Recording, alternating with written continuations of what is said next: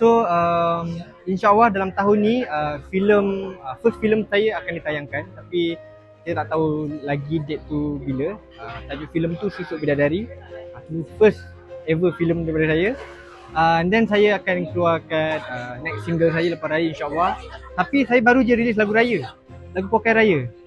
Kena dengar lah lagu Pokai Raya tu. And next kita akan keluarkan banyak lagi lagu.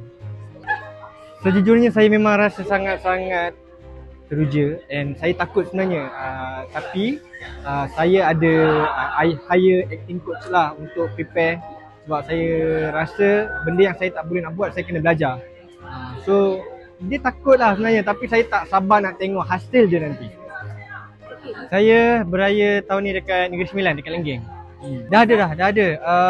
Saya tahun ni satu keluarga saya warna purple, lilac.